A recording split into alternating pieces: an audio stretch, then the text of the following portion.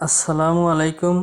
ল্যাকটা মডারিস বাংলা টিউটোরিয়ালের পক্ষ থেকে আমি মেহেদি হাসান আপনাদের প্রত্যেককে জানাই আন্তরিক শুভেচ্ছা ও অভিনন্দন।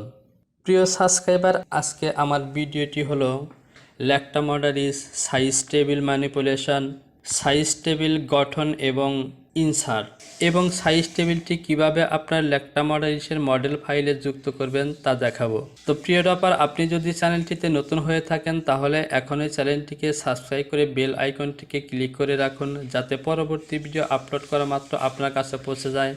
আর যদি পূর্ব থেকে আমার চ্যানেলটিকে সাবস্ক্রাইব করে থাকেন তাহলে তো অসংখ্য ধন্যবাদ।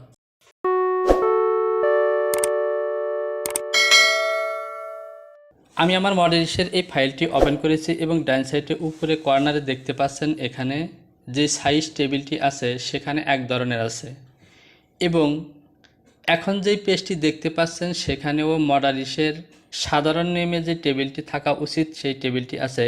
এবং আমার সামনে যে পেজটি দেখতে পাচ্ছেন এখানে দেখতে পাচ্ছেন অনেকগুলো সাইজ আছে, অর্থাৎ 26 থেকে শুরু করে 44 পর্যন্ত। এবং আমি যে টেবিলে প্যাটার্ন তৈরি করব সেই সাইজগুলো যেহেতু ভিন্ন ধরনের, তাই আমাকে অবশ্যই আমার এই শীট অনুযায়ী একটি টেবিল তৈরি করতে হবে, অর্থাৎ সাইজ টেবিল করতে হবে। আমার যেই সাইজগুলো লাগে সেই সাইজ দিয়ে টেবিল তৈরি করে তারপরে আমাকে ইনপুট করে নিতে হবে। তো প্রিয় টপার, অবশ্যই বুঝে গেছেন যে কেন সাইজ টেবিল তৈরি করতে হবে। তো প্রিয় সাবস্ক্রাইবার, এই পেজটিতে যদি একটি লক্ষ্য করেন তাহলে দেখতে পাবেন বাম সাইডে উপরে যে পেজটি আছে সেখানে আমি কাটা চিহ্ন দিয়ে রেখেছি, অর্থাৎ এই পেজের টেবিলগুলো ঠিক নেই, অর্থাৎ সাইজ টেবিলগুলো ঠিক নেই।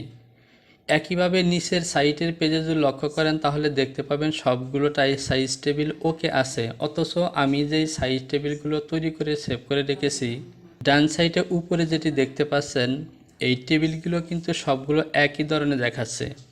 অর্থাৎ আপনি যখন সাইজ টেবিল তৈরি করে সেভ করবেন তখন সবগুলো টেবিল একই দেখাবে, কিন্তু আলফা এবং নিউমেরিক এই দুটি অপশনের মধ্যে টেবিল তৈরি কিছু নিয়ম আছে।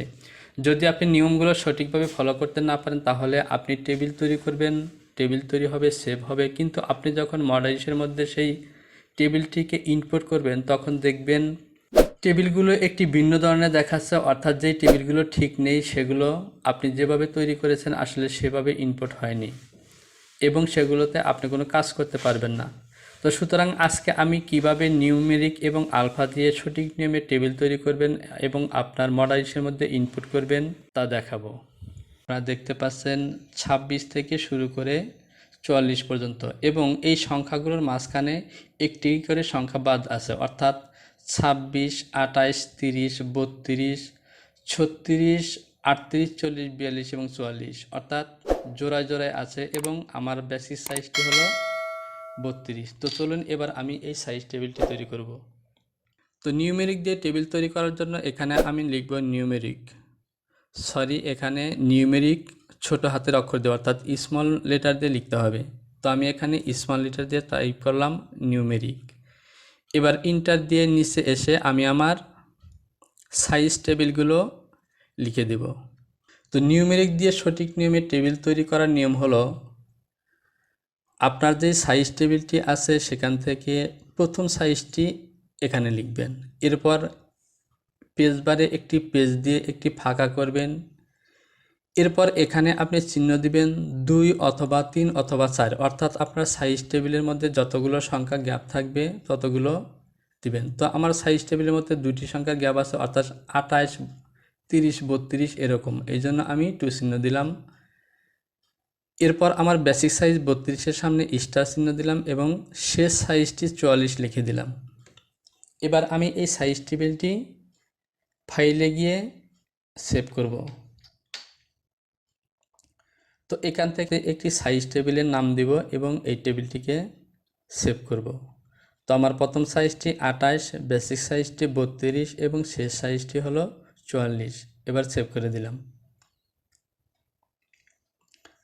তো এবার ধরুন এখান থেকে আমার সাইজ টেবিলের মধ্যে প্রত্যেকটা সাইজের মাঝে 3টি সংখ্যার গ্যাপ আছে, তো এই জন্য আমি এখানে 3 লিখে দিলাম এবং আমি এখান থেকে যেহেতু আমার সাইজগুলো বেজোড় তাই বেজোড় সংখ্যা লিখে দিলাম।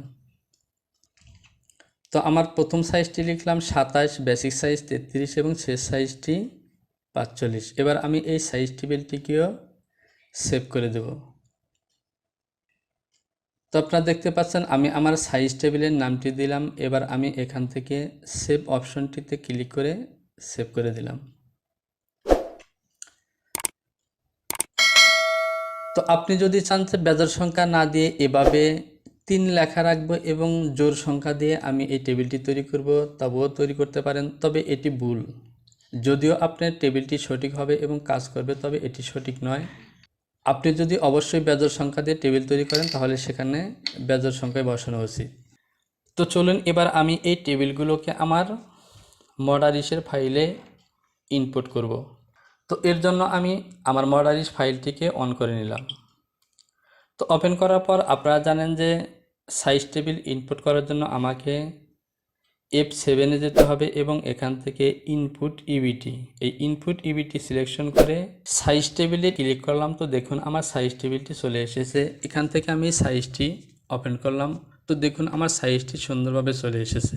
তো প্রিয় ব্যাপার, আজকে আমি নিউমেরিক দিয়ে কিভাবে আপনি সুন্দরভাবে টেবিল তৈরি করবেন এবং টেবিল কেন তৈরি করবেন, সে সাথে কিভাবে টেবিল তৈরি করে আপনার টেবিলগুলোকে আপনার মডারিসে ইনপুট করবেন সেগুলো নিয়ে বিস্তারিত আলোচনা করেছি। তো প্রিয় ব্যাপার, আপনি যদি আমার চ্যানেলটিকে এখনও সাবস্ক্রাইব করে না থাকেন তাহলে এখনই সাবস্ক্রাইব করে বেল আইকনটি ক্লিক করে রাখুন, যাতে পরবর্তী ভিডিওটি আপলোড করা মাত্রই আপনার কাছে পৌঁছে যায়।